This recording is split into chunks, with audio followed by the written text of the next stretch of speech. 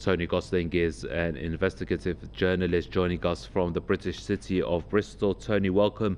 Touching on these anti-Russian sanctions, Moscow says it will take countermeasures, but at the same time doesn't want to damage the global economy. How do you see this one unfolding? Well, we had several hours of discussion and debate in the British Houses of Parliament at the beginning of the week about sanctions, even though this had never happened then. It seems it's sanctions week against Russia, and I was amazed to see, as part of his speech, Boris Johnson today finished up by saying the UK will push Russia out of the global economy.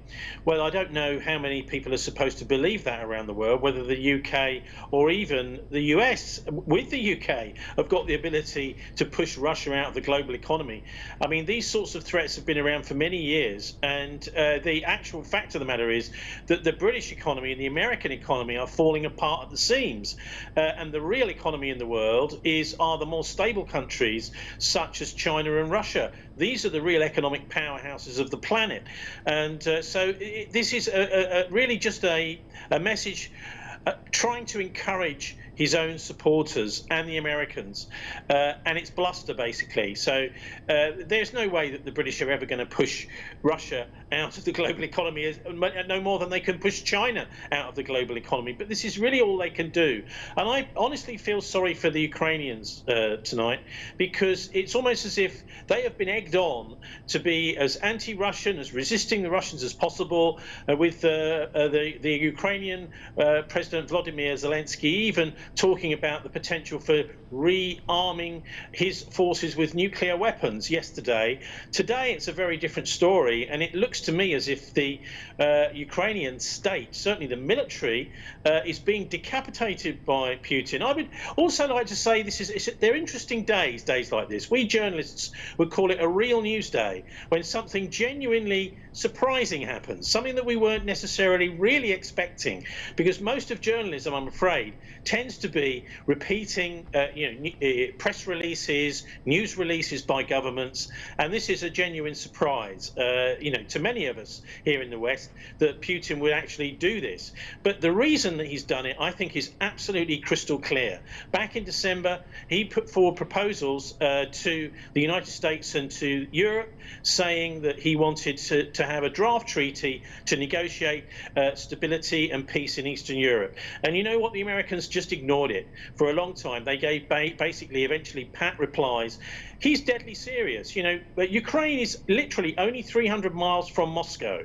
And what's happened as a result of these proposed peace treaty is that the West and the NATO countries have been piling weapons into Ukraine. So it's quite clear that the Russians can't stand for this so close to their borders. And I'm not entirely surprised that what's happened today has happened, where we're now seeing Russian troops on Ukrainian soil, not just in the breakaway republics.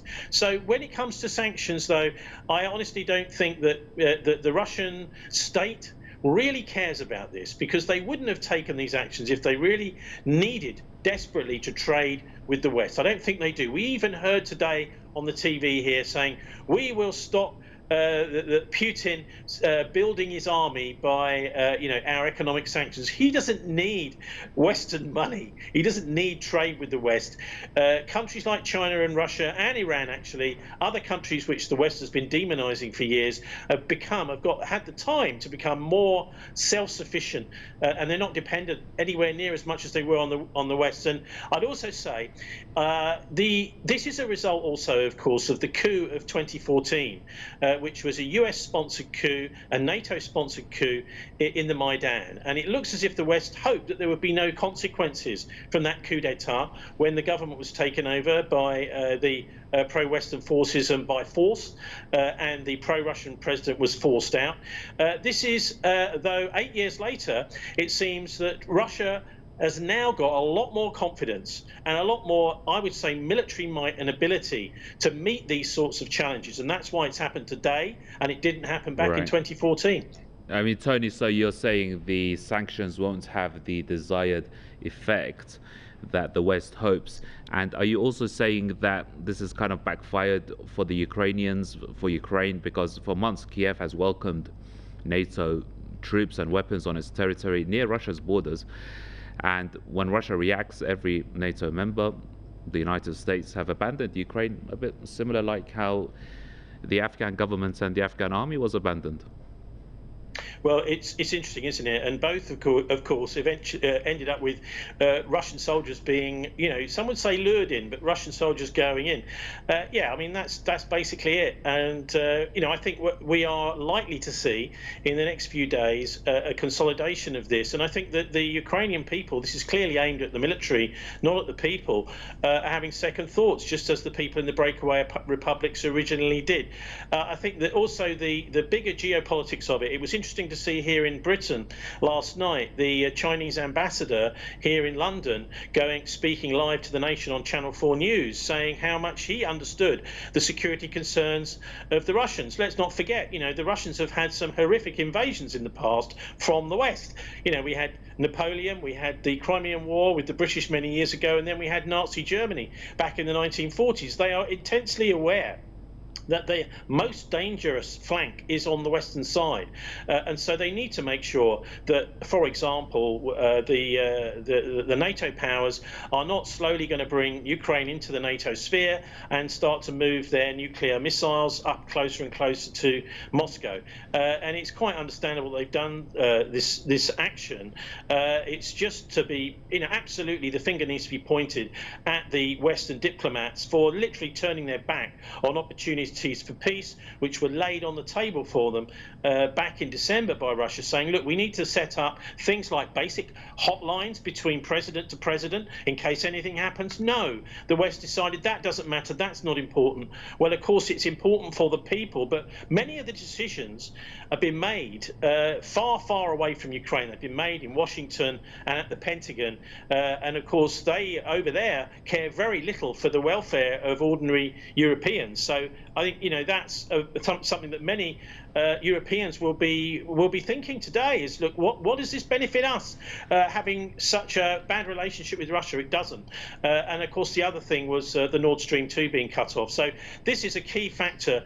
This is going to badly, and it's already badly affecting all Europeans, because our energy prices are going through the roof. And if we had come to an agreement and settlement with the Russians back in December and started to talk to them about security, all these things for keeping Ukraine out of NATO, the greatest chess player in the world, Sergei Lavrov, who's proposing. If we'd have actually engaged there, then we would start to see rapprochement. We'd start to see cheap Russian gas flooding into Russia. What the people who are going to suffer here are all over Europe with their fuel prices doubling, etc. And they're not going to be thanking the Western governments for that, are they? They will not. Tony, thank you very much indeed. Tony Gosling, the investigative journalist, joining us live from the British city of Bristol.